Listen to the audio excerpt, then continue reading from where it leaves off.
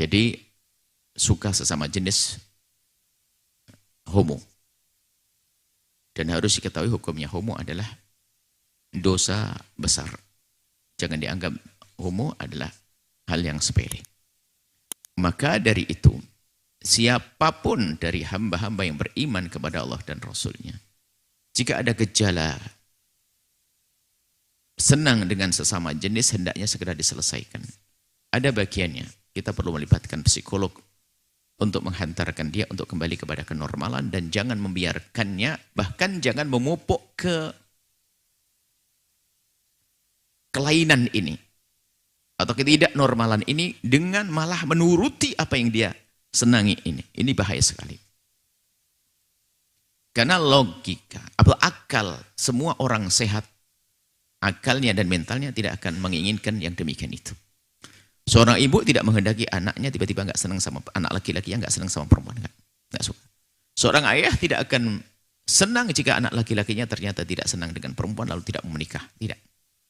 Seorang ayah dan ibu tidak akan senang jika anak perempuannya tidak senang dengan laki-laki lalu tidak mau menikah.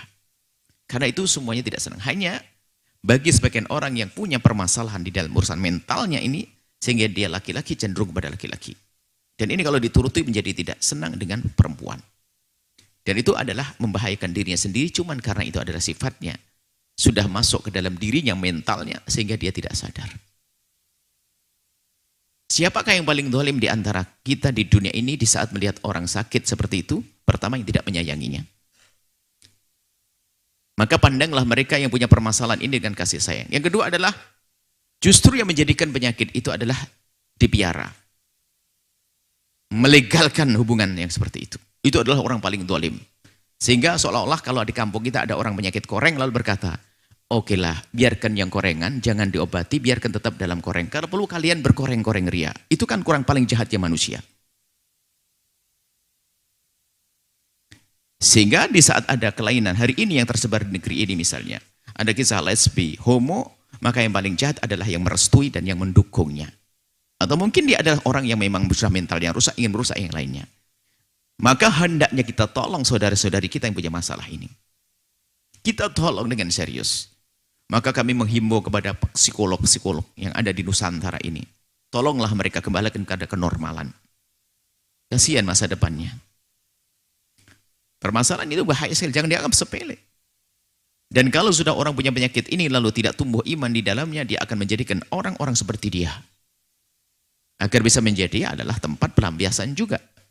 Karena di saat tidak banyak orang yang seperti itu, dia akan terbatas pelampiasannya dengan orang yang sesama jenis.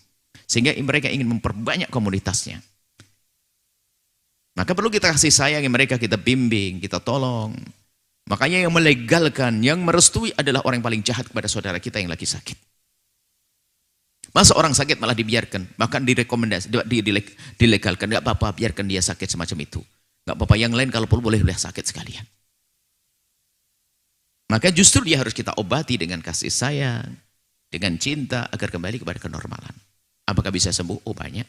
Dan kami menemukan orang-orang yang punya permasalahan dan sembuh. Pertama adalah rasa takut pada Allah ditanamkan. Kemudian tentunya adalah keahlian para pakarnya untuk bisa menjauhkan hal-hal yang menjadikan dia terbawa kepada permasalahan tersebut. Dosanya sangat besar. Dosanya sangat besar, jangan dianggap sepele, hai hamba Allah. Di samping dosanya sangat besar, pelakunya pun begitu mudah. Siapa yang menduga seorang ayah ibu kalau anaknya melakukan keharaman di kamarnya karena laki-laki sama laki-laki, perempuan sama perempuan. Kemudian keberanian melakukannya sangat mudah. Kenapa? Dia tidak ada risiko hamil, tidak ada risiko apapun kecuali puas menurut dia. Tidak tahu di hadapan Allah adalah besar. Nabi Lut, dan ternyata ada, sampai Nabi Lut pun akhirnya dilecehkan, direndahkan oleh sekelompok orang yang punya permasalahan mental. Naudzubillah, dia mengaku dirinya seorang muslim katanya. Rupanya dia kelebihannya zalim kepada orang-orang yang homo. Jadi ada seorang yang katanya dia pemikir dan sebagainya, atau mungkin dia punya pemahaman, didengar oleh orang, dia zalim kepada orang punya homo. Di saat disebutkan kisah Nabi Lut, ternyata dia mengecek Nabi Lut. Na'udzubillah. Kenapa Nabi Lut? Nabi Lut itu sebetulnya, katanya dia dengan bahasa mengeceknya. Dia kenapa kok marah dengan Sodom, dengan homo ini? Karena apa? Dia punya anak-anak perempuan. Lihat disebutkan dalam Al-Quran. Dia menawarkan anaknya, nggak ada yang mau dengan anaknya. Lalu mengatakan seperti yang ia dikatakan. Subhanallah. Nah, ini orang-orang yang semacam ini kalau tidak betul kita rangkul untuk kita betulkan, kasihan dia akan merusak yang lainnya. Sampai Nabi Lut pun direndahkan. Al-Quran direndahkan. Jadi kisahnya Nabi Lut itu sebetulnya ya nggak terlalu melarang-larang homo, cuman karena anaknya nggak laku sehingga marah dengan homo. Itu. Ini termasuk model-model semacam ini. Ini adalah pemikiran, ini ada. Di otak-otak yang merusak saudara kita yang lagi homo ini seharusnya ditolong agar kembali kepada kenormalan. Itu haram, dosa besar. Yang lesbi pun juga demikian. Makanya jangan main-main, lesbi dosanya besar. Homo sampai diizinkan untuk dibunuh. Kalau seandainya ada penegakan syariat Islam, karena besar, mana ada dosa boleh dilakukan itu. Al-fa'il wal maf'ul. Cuma ada di sebagian tempat dianggap sepele, na'udzubillah. Bahkan mungkin di sebuah tempat yang katanya untuk menuntut agama, ilmu agama. Dari mana? Katanya itu biasa saja. Bahkan sebagian adalah coba-coba. Itu kan hanya seperti dosanya orang. Orang mohon maaf, onani, masturbasi dan sebagainya. Buka auratnya orang bersentuhan. Menyentuh aurat besar dan seterusnya sampai syaitan dikatakan semacam itu.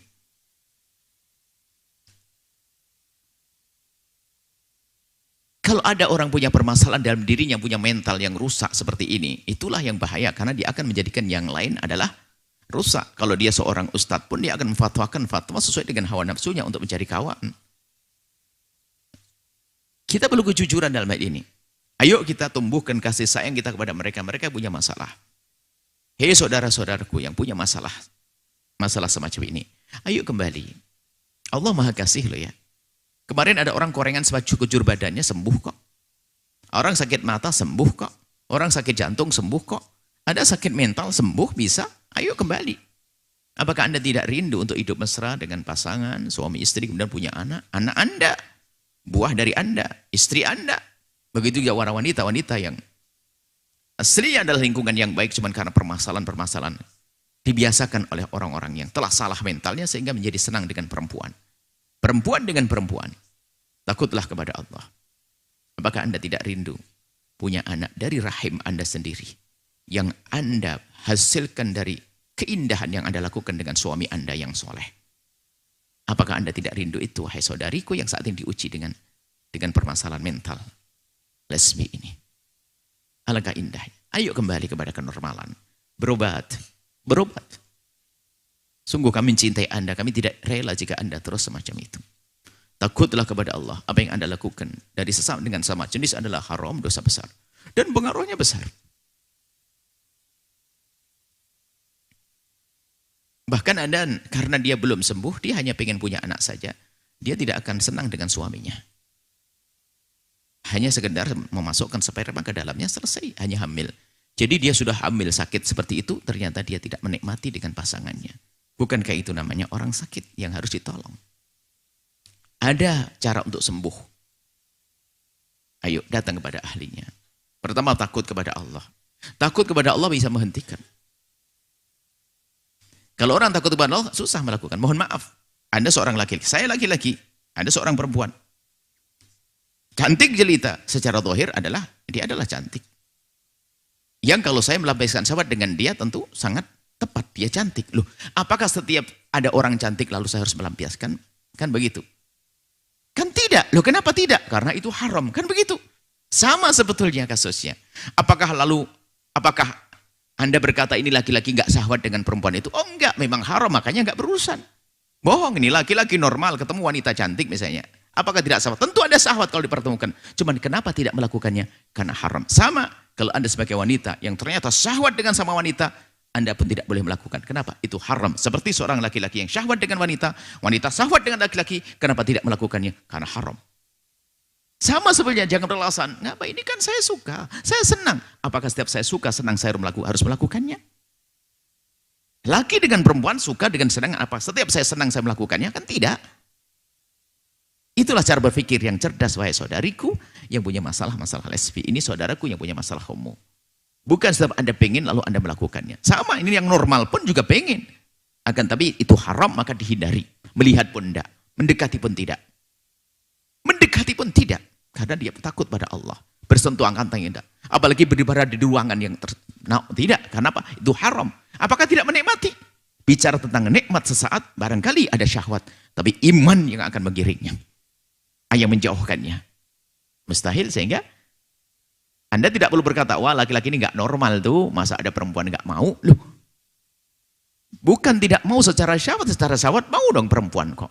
Akan tapi permasalahannya adalah haram. Haram. Inilah rasa takut kepada Allah yang menghentikannya. Sehingga tidak ada alasan untuk tidak berhenti dari yang haram. Biarpun dia punya permasalahan. Wah, saya nggak bisa. Saya senang dengan laki-laki itu. Seorang laki-laki berkata, saya senang dengan laki-laki. Kenapa saya dihalangi rasa cintaku? Tidak boleh. Seperti seorang anak laki-laki mencintai adik perempuannya pengen nikah. Ya nggak bisa dong. Mahram. Seperti itu harus dihindari. Dialihkan bisa. Yang menjadikan dia bisa mudah meninggalkan adalah rasa iman yang dikuatkan di dalam hatinya. Kemudian setelah itu urusannya adalah harus melibatkan pakar ahlinya. Psikolog dan seterusnya.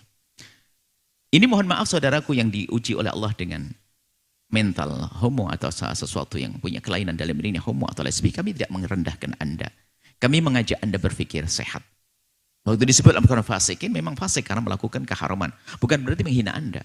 Pemabuk fasik, berzina fasik. Tapi kami tidak menghina Anda yang kebetulan ada yang mabuk. Tidak. Menyebutkan bahwasanya ini pelakuan orang-orang fasik. Anda bisa berubah setelah itu menjadi orang soleh. Bukan penghinaan kepada Anda, bukan perendahan kepada Anda, tidak yang punya permasalahan. Tidak, ini saja insya Allah. Semoga Allah memberikan kepada kita pemahaman yang benar, ilmu yang bermanfaat. Allah menjauhkan kita dari segala yang dimurkai oleh Allah.